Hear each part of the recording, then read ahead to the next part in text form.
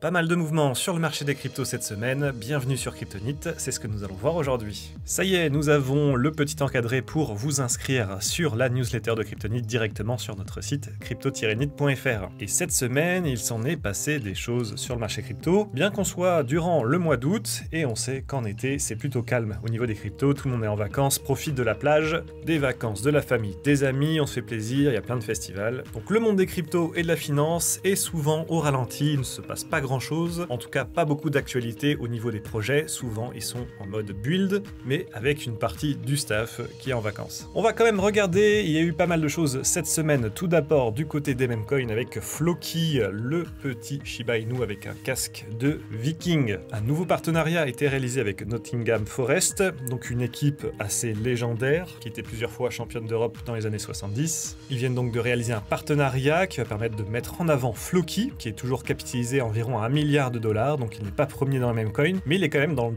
top 100 crypto, qu'on peut voir en détail, qu'ils auront le droit à certaines publicités à chaque fois que l'équipe joue, et on sait que l'équipe va jouer en première ligue, et on sait que ça peut toucher beaucoup de monde, puisque ça peut monter à 2 milliards de téléspectateurs par saison. Un partenariat très intéressant pour ce petit memcoin que je trouve assez cool au niveau de son écosystème. Ce n'est pas juste un memcoin comme le Dogecoin où il ne se passe pas grand chose, ils essayent de créer autour, et la communauté est assez soudée, je trouve ça assez intéressant, un petit peu comme le Shiba Inu, ils essayent d'innover avec leur équipe et la communauté. Du côté de MetaMask, ce portefeuille crypto que vous avez déjà sûrement, il se lance avec Banks pour lancer une carte Mastercard pour payer directement avec vos crypto-monnaies. Alors, si vous ne connaissez pas Banks, ils ont déjà lancé une carte crypto avec Ledger, donc ils sont assez connus, en tout cas c'est eux qui viennent à développer cette idée-là. Donc Banks, c'est aussi CryptoLife, ils développent donc des cartes dédiées pour payer en crypto-monnaie dans votre vie de tous les jours, donc forcément ils se mettent en partenariat avec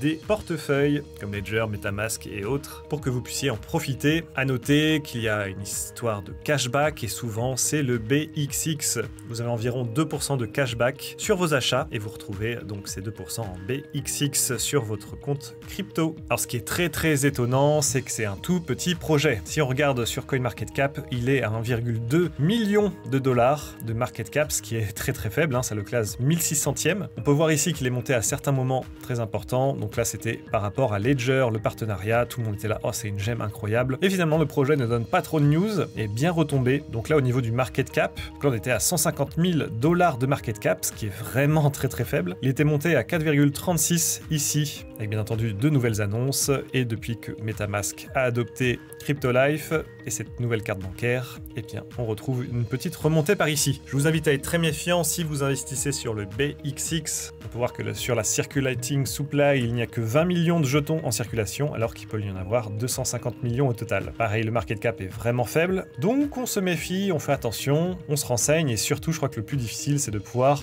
les acheter et les revendre. Il n'y a pas beaucoup de disponibilité, et surtout, si on veut investir dessus, il n'y a pas trop de choix, donc on fait attention. Je crois que du côté des DEX, il y a Uniswap, si vous voulez directement les revendre, notamment avec MetaMask. Si vous recevez du cashback en BXX sur MetaMask, vous pouvez utiliser Uniswap pour les revendre. Petite news étonnante, c'est du côté de l'Iran qui rencontre des problèmes d'électricité à cause des fortes chaleurs à plus de 50 degrés. Ça vient créer des pénuries d'électricité et le pays pense que c'est aussi un problème lié au minage de crypto-monnaies. Il y a énormément de gens qui s'y rendent pour miner des cryptos puisque le prix de l'électricité n'est pas cher du tout.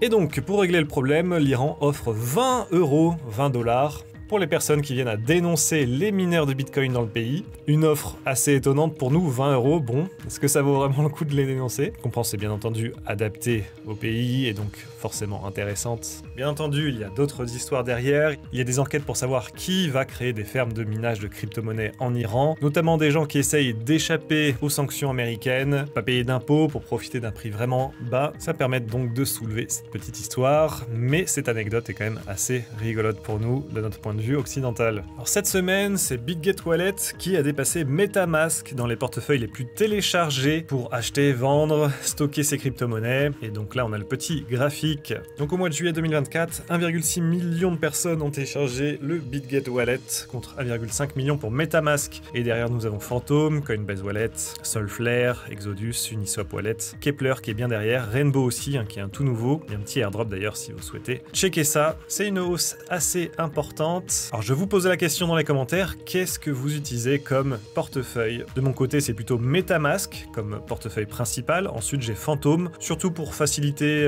mes transactions sur le réseau Solana, et ensuite je vais utiliser Kepler parce qu'il y a pas mal de réseaux qui ne sont pas accessibles ailleurs. D'ailleurs Kepler qui a rajouté pas mal de réseaux dernièrement, notamment EVM, donc lié à Ethereum, les Polygon, Optimism, Ethereum, donc on peut regrouper pas mal de choses. Il y a même la BNB Smart Chain. Je pense qu'il y a pas mal de choses qui vont pouvoir arriver avec Kepler et j'espère qu'il pourra remonter un petit peu parce que là les 12 000 téléchargements au mois de juillet à côté des 1,5 et 1,6 millions de téléchargements pour BitGet et MetaMask, c'est assez ridicule. Donc dites-nous dans l'espace commentaire qu'est-ce que vous utilisez et pourquoi. Ok, nous avons une pression vendeuse qui arrive de la part du gouvernement américain puisqu'ils ont transféré 10 000 bitcoins, ce qui fait à peu près 300 millions de dollars vers Coinbase pour potentiellement les vendre. C'est ce qu'on imagine. On pense que ces bitcoins proviennent du marché noir Silk Road. Ils ont été saisis et vont être vendus par le gouvernement américain qui ne souhaite apparemment pas garder ces bitcoins. On se retrouve donc avec une pression vendeuse et d'après Arkham Intelligence, ils pensent qu'il y a environ 200 000 BTC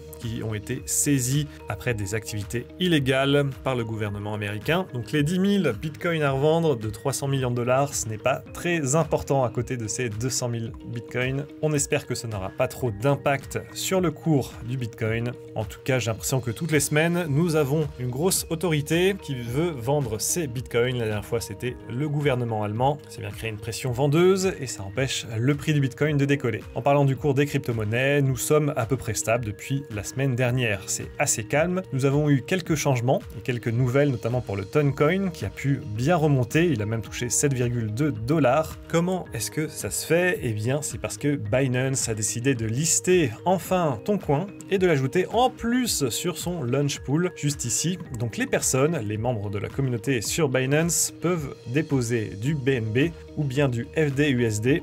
Ça c'est un stablecoin, et en échange ils seront récompensés avec au total 7 650 000 jetons TON.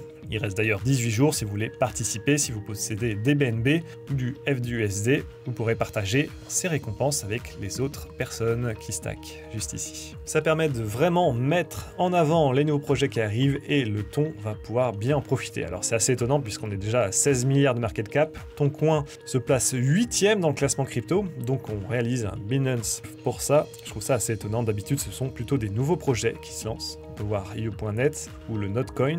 Donc étonnant de faire ce choix, mais en tout cas ça fait un bon boost pour la communauté. On peut voir que depuis le début, ici fin février on était à 2 $, et il est quand même bien monté avec un ATH autour des 8 $. En tout cas, il reprend une très belle direction, notre petit Toncoin. Du côté du Tron TRX, il y a une petite hausse dernièrement sur ces 7 derniers jours et cette semaine, notamment parce qu'il y a des nouvelles comme quoi Tron, la blockchain, serait plus rentable que le réseau Ethereum. Les frais sont pourtant très optimisés et bien moins chers, mais voilà, le réseau semble bien se porter et se classe même 11e aujourd'hui, avec 11 millions de market cap, ce qui est plutôt positif, donc à surveiller. Il a tendance à bien remonter comparé au reste du marché. Le coin qui a bien réussi. On peut voir que la communauté sentiment est à 50-50 en ce moment, et c'est déjà beaucoup mieux que sur d'autres cryptos. Du côté des géants, ici, on était remonté à 60 000 $ cette semaine sur le Bitcoin. Malheureusement, il n'a pas réussi à tenir. Ici, il est retombé même à 56 800. Et sa prochaine résistance est toujours à 56 000 $.